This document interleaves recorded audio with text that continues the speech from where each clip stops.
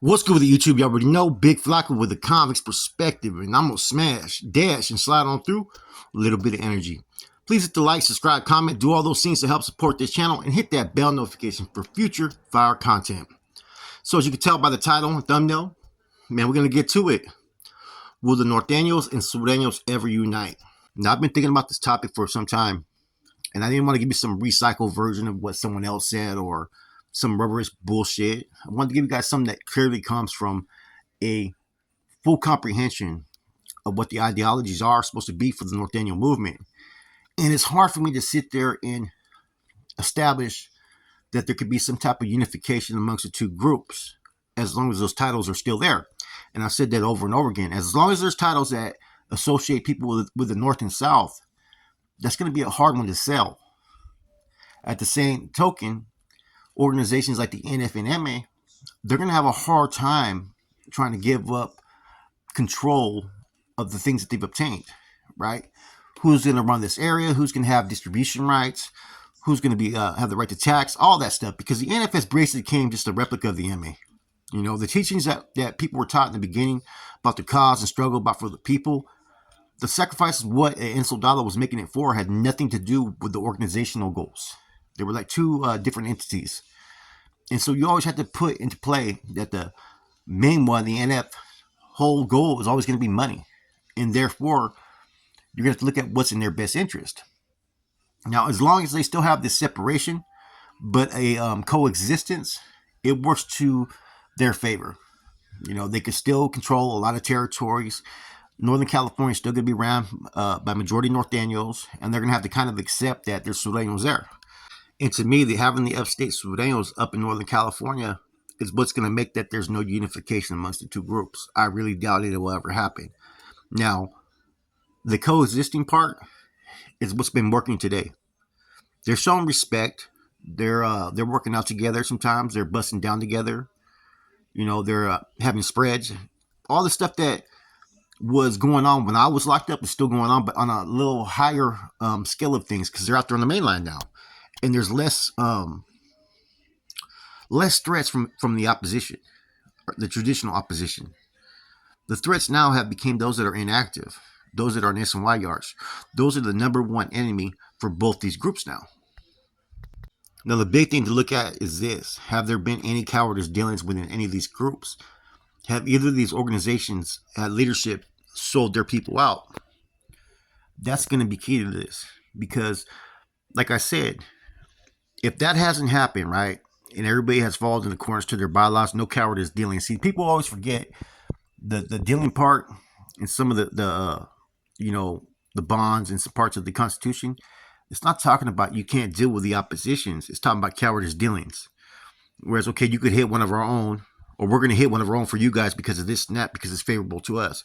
As long as there's nothing that reaches into that type of dealing, then those charges can't be pushed. Now, right now, the key thing, like I said, man, is all these inactive groups. The SNYs are deep as fuck, man, and they're growing every day. And if I was part of either one of these organizations, my whole focal point would be, how can we stop them from leaving? What are we doing wrong that the SNY groups just continue to grow? Because apparently there must be something that's going on wrong, because something is enticing these individuals to leave the general population to go to the SNY yards. And people nowadays are doing it with fucking no remorse, no care of what people think about them. Because nowadays, the SNY yards outnumber the active yards. And see, before, when we're on these yards and we're active and we're going at each other's necks, right? Especially for the Norteños, we always had an enemy. Therefore, having that enemy allowed us to be more unification, more unity, and we were able to promote that because we had the odds against us. As long as there was an enemy in front of us, it made the unity within that much more stronger, and it kind of eliminated any type of internal conflicts. It's like anytime you get to a yard and there was too many homeboys, what would happen? There would be a lot of fucking bullshit politicking, a lot of internal conflict, a lot of homeboys want to do this, do that, a lot of unhappy individuals. And that's the dissension that comes when you have too many heads. See, having that enemy is what always brought people together. And see, that's the only way for the North and South to come together, is having a common enemy. And the SNY is one part of it, but they have yet to fully reintegrate to where it's became a problem to where yards are flipping. That hasn't occurred yet. Now, could that enemy be anyone else? Yes, it could. Now, if all the convicts put their energy into focusing on one common enemy, that would be the administration, which the NF has always schooled its Nortenos that that's their number one enemy. Right? Now, what you've been seeing in the Department of Corrections in the last year and 2 years is there's been a lot more skirmishes amongst Mexicans and blacks. Now, some places they're getting along rock solid, but there's a lot of people who are biting into it and they're feeding the fire and they're gaslighting it when they're making situations that are isolated into bigger events than what they should be. Now, I've heard some stuff about High Desert that, some of them are upset about this end all hostilities and the relationship that the Nortenos have with the Surenos there. I've heard of New Folsom that some Nortenos are not getting along with the Crips, that they've had little skirmishes. Salinas Valley, we had that one big misunderstanding that almost turned into a full-scale riot on that yard. So there's been some incidents that have happened. And I think that, that's something to look out for in the future.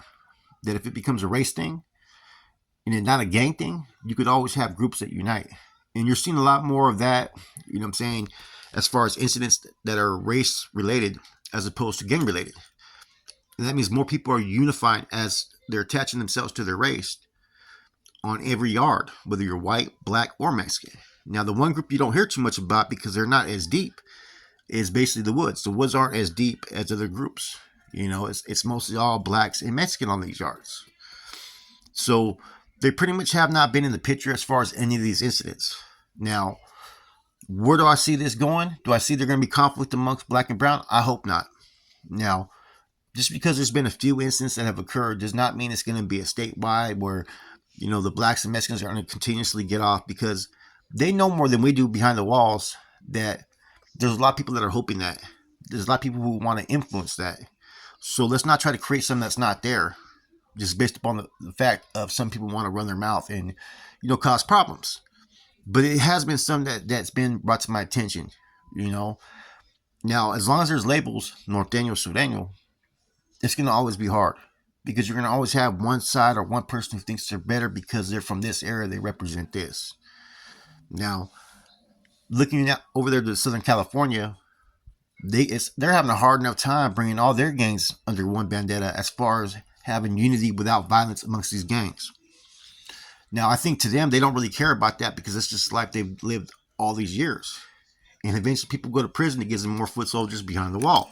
See, they want to run not only the streets, but they want to run the prisons as well. So it's hard to stop something that's happened for years. And see, if you don't have true unity really occurring down south, right, amongst their group, it's hard to expect that if the Northerners were ever to, come together as one. Now, you also got the federal state issue. It's kind of hard to have an agreement in the state and then the feds are totally against it. So that may not be a problem because currently in the feds they're separated. So they're never going to, walk a yard together. Now, what if someone comes from the feds and has that type of agenda based upon that? I'm surprised that this end of all hostilities has held together so tight for as long as it has. I thought by now there would clearly be an incident. I think that's what people were kind of worried about. That you have had, strong rapport, strong relationships with a group that's traditionally your enemy, and you don't want to kick off over some fucking bullshit. Now, I'm pretty sure there's numerous incidents that I've heard of where shit almost kicked off and people don't even know about that, right? And there's also, you got to worry about some of the dudes that are inactive that play games. You got dudes that are like trolls in prison, right? What you call them are basically the PCs. The PCs are the PCs, put it that way. Not the ones that just locked it up, but the ones that run their mouth till fucking 4 in the morning on purpose to keep the actives up all night. The ones that fucking throw piss on the tier and do all kinds of weird shit. You got dudes like that will play games. That will fucking write fake kites saying that, hey, I got this kite, the Northerners are going to move on you. There's people that will start those kind of problems, believe it or not. Just to be a disturbance and to be that fucking wrench in the spoke to keep everything from moving forward. Now, I've also heard some people from down south who are against it, right? And one of their claims is this, and makes me kind of like look at them kind of peculiar a little bit when they say this.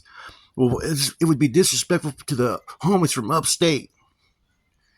And I'm thinking in my head, man, you routers from down south have been killing each other more than any other group that there is, as far as in California when it comes to gangbanging. Those are facts. Kind of a hypocritical statement, when some of these people that say it, the street over is a hood that they've been fucking fighting for years. There's been way more killings amongst Surenos on Surenos than there has been Nortenos on Surenos overall. Period. See, that's another thing to take into account because people like corny, like Skip, right? What has been their whole focal point that pisses them off the most when it comes to the North-South war that was fought for so many years?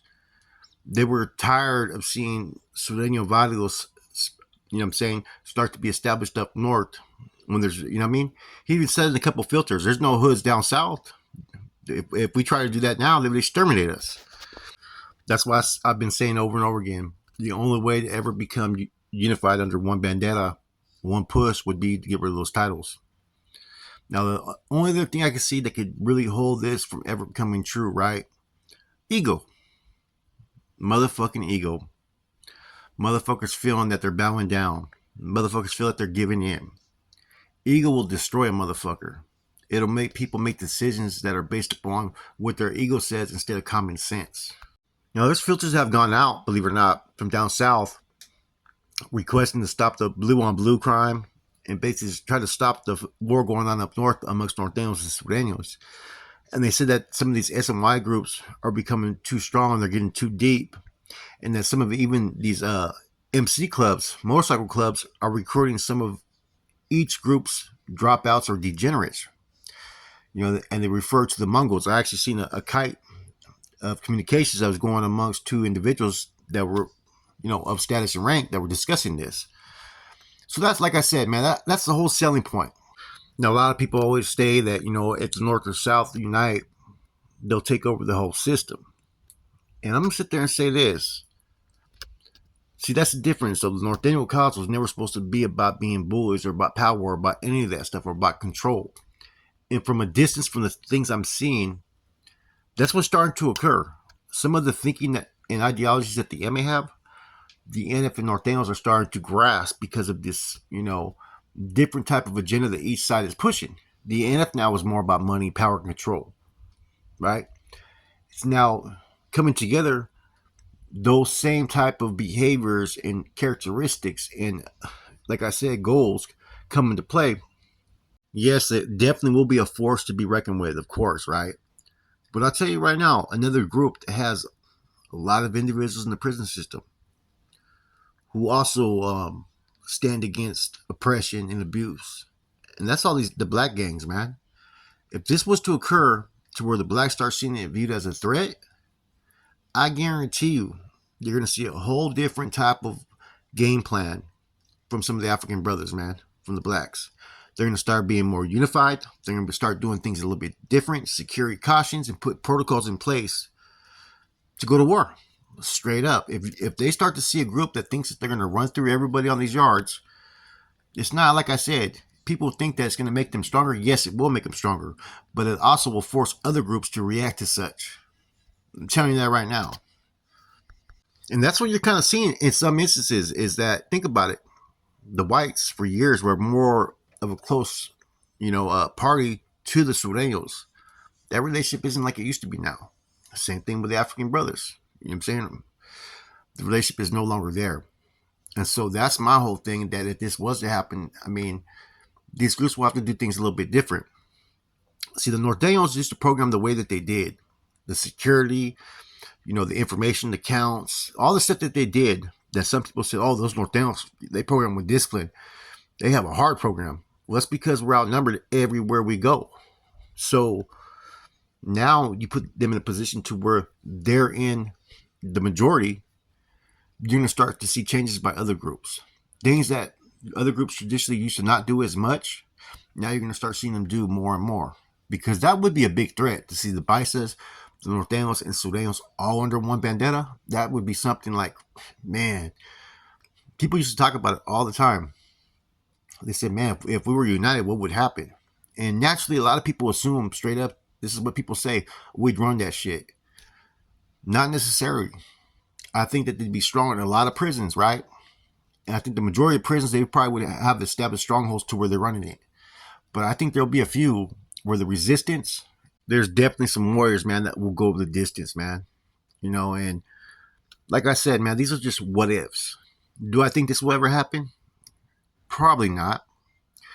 Do I think right now this could be maintained? Hopefully. Right now, it's not a bad thing what you're witnessing. There's a lot of communications, there's a lot more respect, and still everybody's able to fall in line with whatever their people expect of them. So for now, yeah, I don't see no uniting. And I don't think either side wants to really unite. I think the one side is basically enjoying what they're seeing because I think this is allowing them to establish more territory up north. I think the MA likes this end all hostilities because basically they're able to, interject themselves more into more business ventures up north. So I think that's pretty much opens that lane for them a little bit more as opposed to before. I mean, 20 years ago, we would have ever heard that there was any metals, in San Jose that we knew of. Oh, they would have been a priority target, straight up. Now you got 3. Things have really changed. Anyways, this is just me throwing around different ideas, just talking about the subject, man. Let me know what you guys think, man. Like at the end of the day, man, it's cool to see all these groups get along. I wish it would transcend into the other groups, and then everybody comes under one convict vendetta to change the system because there's a lot of abuses that we went through for years doing time. That's what I think where the energy needs to be put. Coming together as convicts to make change. With that said, it's your boy Flacco. I'm gone.